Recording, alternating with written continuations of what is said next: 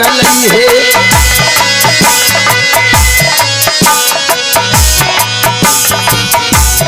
आपी पति के यही हालिया यही ते हो बतला किया तोरा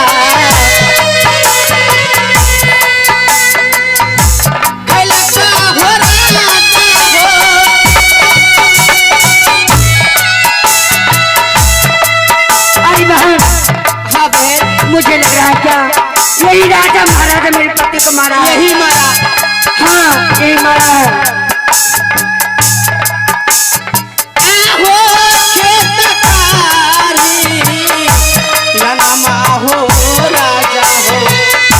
अरे बहन चलो चल के पूछते हैं कि मेरे पति देव को क्यों मारा ये।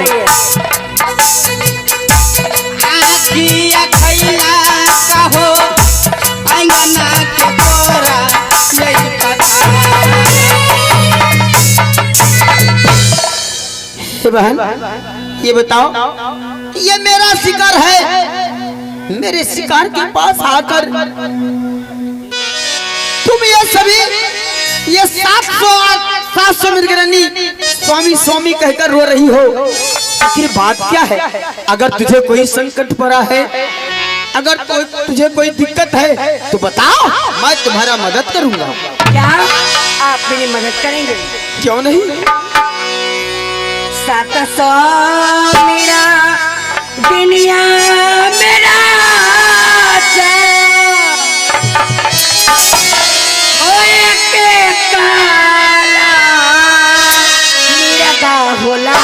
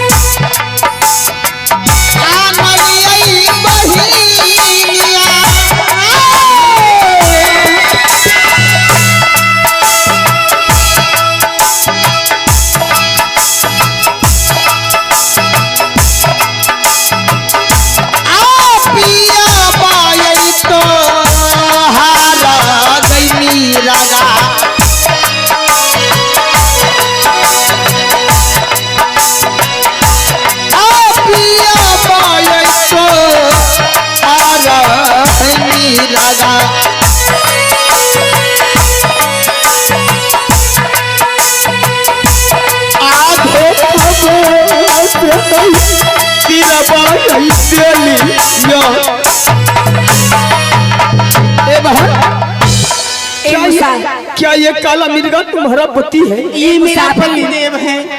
मेरा पति देव आपको क्या बिगाड़ा था जो आप मेरे पति देव की जान ले ली? नहीं बहन, ये मेरा कुछ भी नहीं बिगड़ा था। मैं भी जो मंगल शिकार खेलने के लिए आया था, मैं इसे अपने धनुष बाण से मारा हूँ। ये मेरा शिकार है।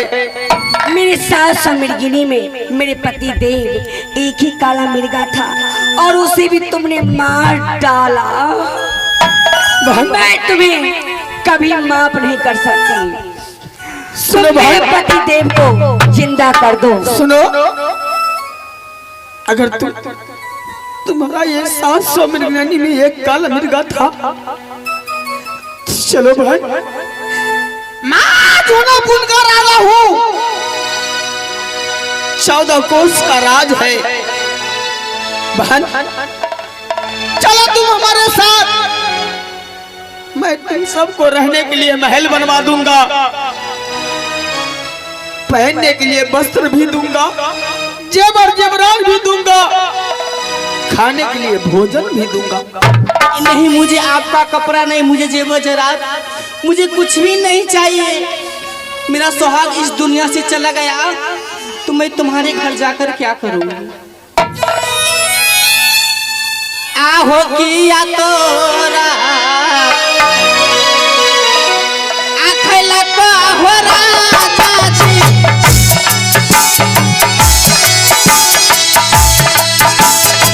आहो के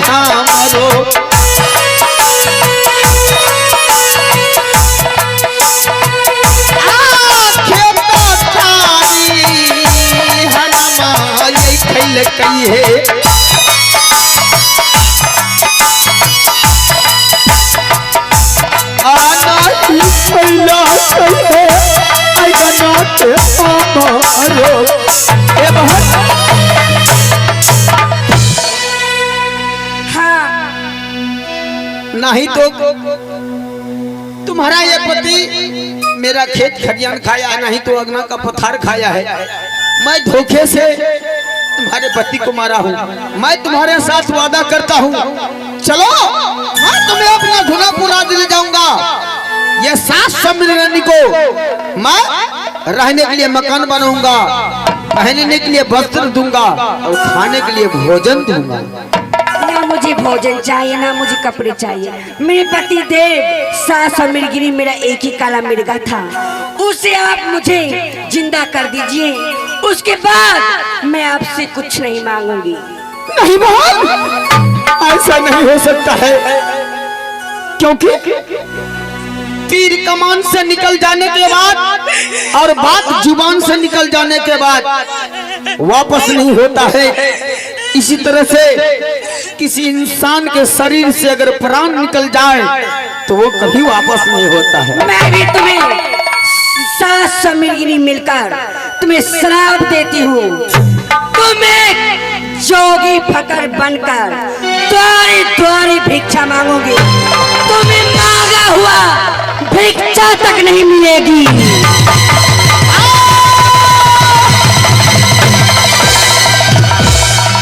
और जिस तरह मैं तड़प रही हूँ उसी तरह तुम्हारी पत्नी तुम्हारे लिए तड़पेगी। अरे बहन,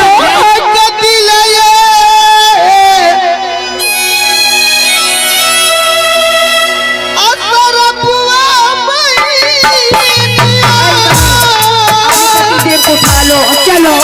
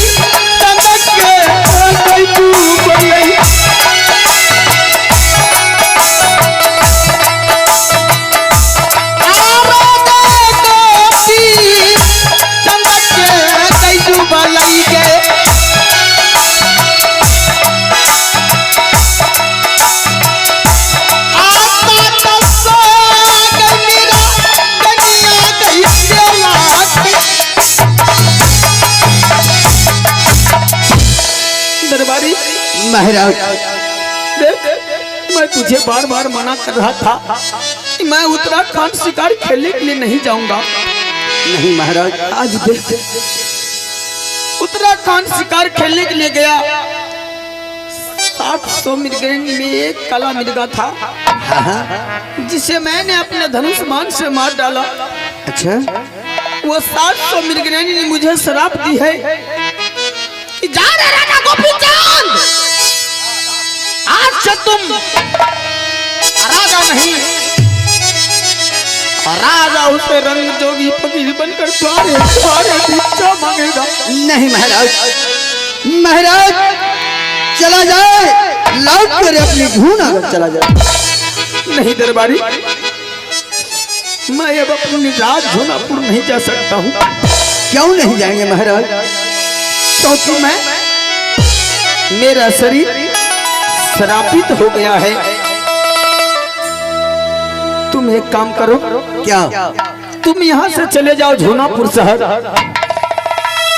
अगर माँ मैना बंती पूछती कि मेरा बेटा भक्त राजा गोपीचंद कहाँ है, तो तुम कह देना कि हे महारानी, आज महाराज ने बहुत बड़ा शिकार मारा है। अच्छा, इसलिए मुझे पहले भेज दिए और महाराज शिकार को लेकर झोनापुर राज आ रहा है। नहीं महाराज, जो रानी अपनी पुत्र की समान मानती है, आज तक मैंने उनके साथ कभी झूठ ना बोला। आज मां मैना बंती के साथ मैं झूठ कैसे बोलूं?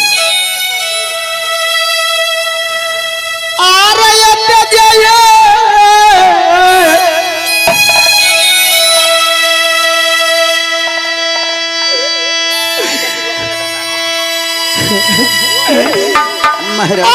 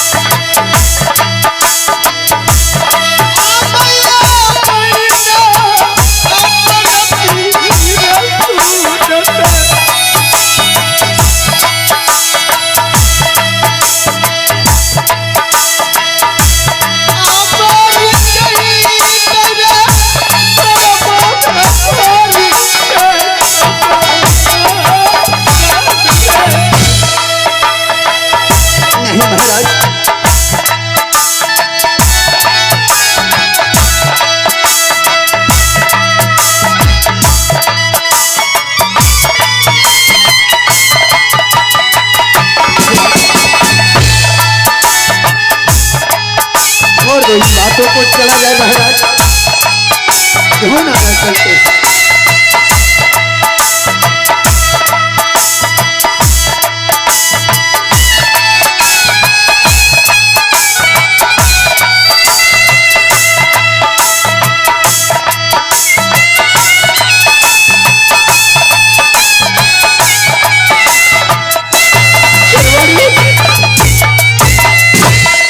महाराज तुम ऐसा करो, तुम यहाँ से शीघ्र चले जाओ झोनापुर राज।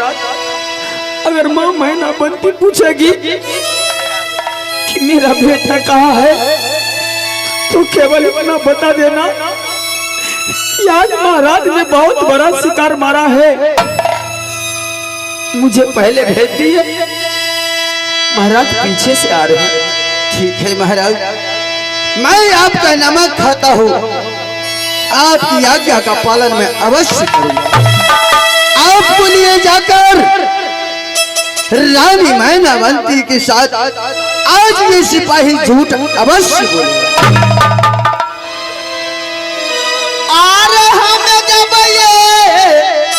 ठीक है महाराज।